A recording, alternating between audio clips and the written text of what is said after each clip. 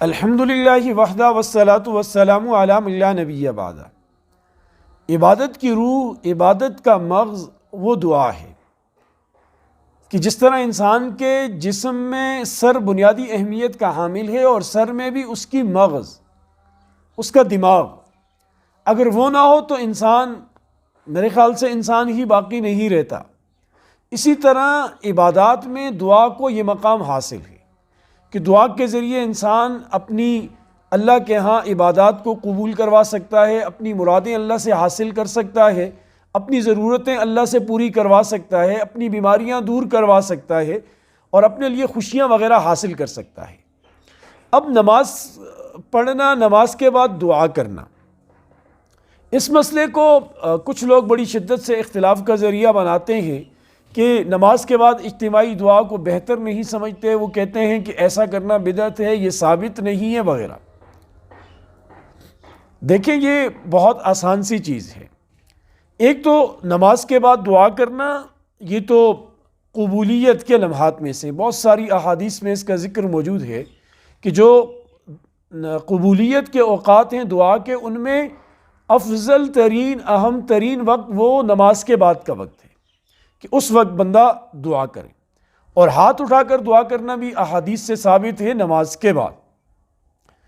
حضرت عبداللہ ابن زبیر رضی اللہ عنہ نماز پڑھ رہے تھے اور ان کے ساتھ ایک اور ساتھی نماز پڑھ رہے تھے۔ انہوں نے، ان کے اس صاحب نے، ساتھی نے جب نماز میں درود شریف پڑھا تو دعا جب پڑھنے لگے ربنا آتنا وغیرہ، تو ہاتھ اٹھا کر دعا کرنے لگے۔ جب وہ نماز سے فارغ ہوئے تو عبداللہ ابن زبیر رضی اللہ عنہما نے انہیں سمجھایا کہ نبی پاک صلی اللہ علیہ وسلم سلام پھیرنے سے پہلے ہاتھ اٹھا کر دعا نہیں مانگتے تھے، بلکہ سلام پھیرنے کے بعد ہاتھ اٹھا کر دعا مانگا کرتے تھے۔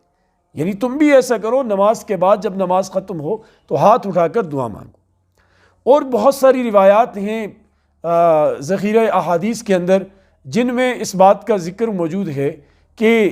نماز کے بعد دعا کرنا اور نماز کے بعد ہاتھ اٹھا کر دعا کرنا یہ ثابت ہے۔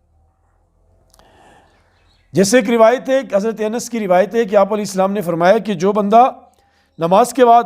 ہاتھ اٹھا کر اللہ سے دعا کرتا ہے، اللہ اس کی دعا کو ضرور قبول فرماتے ہیں، اسے خالی ہاتھ واپس نہیں کرتے۔ اسی طرح روایات میں ہے کہ یہ الٹے ہاتھ سے دعا کرنے سے منع فرمایا، ہتھیلیوں سے دعا کرنے کی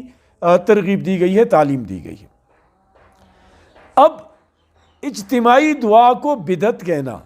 امام صاحب دعا کرائے اور مقتدی آمین کہیں، سب مل کر دعا کریں، اس کو بدعت کہنا یہ غلو ہے۔ دعا کے بعد جو نماز کے بعد جو دعائیں منقول ہیں نبی پاک صلی اللہ علیہ وسلم سے، وہ دو طرح کی ہیں۔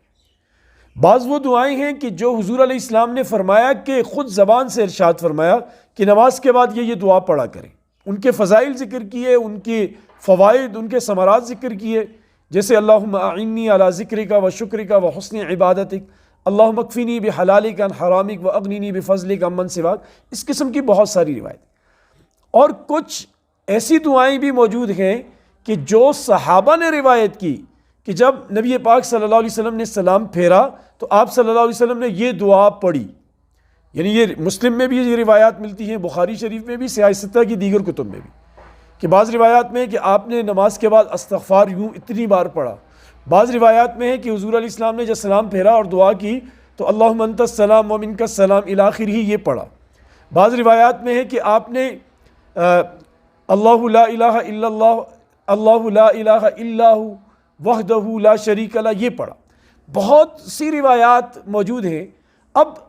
انسان اگر تھوڑی سی بھی سوجھ بوجھ رکھے اور ان پر غور کرے کہ نبی علیہ السلام نے یہ دعائیں پڑھی تو نماز کے بعد، اب یہاں دیکھیں، سمجھنے کے لیے ایک بات میں آپ کے سامنے رکھتا ہوں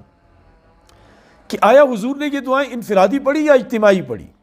اگر انفرادی حضور اپنی دعا کرتے رہے، صحابہ اپنی دعا کرتے رہے، تو جب صحابہ اپنی دعا مانگ رہے تھے انہوں نے ان پورے الفاظ کو کیسے یاد کر لیا کہ حضور نے یہ دعائیں پڑھی؟ اس سے یہ پتہ چلتا ہے، یہ بات سامنے نکل کر آتی ہے کہ حضور دعا مانگتے رہے اور صحابہ اکرام آمین کہتے رہے یا حضور کی دعا کے ساتھ چلتے رہے۔ اسی لیے نبی پاک صلی اللہ علیہ وآلہ وسلم نے جو دعائیں مانگی صحابہ کو ازمر یاد ہو گئی اس موقع کی، اور پھر صحابہ اکرام نے وہ دعائیں امت تک پہنچائی۔ لہٰذا علامہ انور شاہ کشمیری صاحب رحمۃ اللہ علیہ اور فیض الباری میں لکھتے ہیں، مولانا محمد یوسف بنوری صاحب رحمۃ اللہ علیہ اپنے فتاویٰ میں یہ بات لکھتے ہیں کہ فرض نماز کے بعد اجتماعی طور پر دعا مانگنا سنت مستمرہ اگرچہ نہیں ہے، لیکن یہ بدعت بھی نہیں ہے، چونکہ اس کی اصل ثابت ہے، لہٰذا اسے بدعت کہنا یہ غلط ہے، اور اسے بدعت کہنا یہ غلو ہے دین میں، لہٰذا یہ بدعت نہیں ہے۔ اور اس کا خلاصہ آپ ذہن میں رکھیں کہ نماز کے بعد اگر کوئی بندہ دعا مانگتا ہے اجتماعی طور پر تو نہ اسے لازم سمجھے نہ اسے ناجائز سمجھے۔ ایسا کرنا لازم بھی نہیں ہے کہ جب تک امام بیٹھا ہے آپ بھی بیٹھے رہیں، اور جب امام صاحب اٹھ کر چلا جائے تو آپ بھی جائیں، آپ کا کام ہے، آپ پہلے بھی جا سکتے ہیں، کوئی لازمی نہیں ہے، واجب نہیں ہے، یہ ضروری نہیں ہے، اور یہ ناجائز بھی نہیں ہے۔ ہم نے دیکھا ہے کہ کچھ جگہوں میں جو لوگ اس کے قائل نہیں ہیں وہ سلام کے بعد ایک دم کھڑے ہو جاتے ہیں، اور بھائی خدا کے بندے دعا مانگو اللہ سے، اپنی زبان میں اپنی ضرورتیں اللہ کے سامنے رکھو، تو لہٰذا یہ دعا کرنا، نماز کے بعد اجتماعی دعا کرنا یہ مستحب ہے،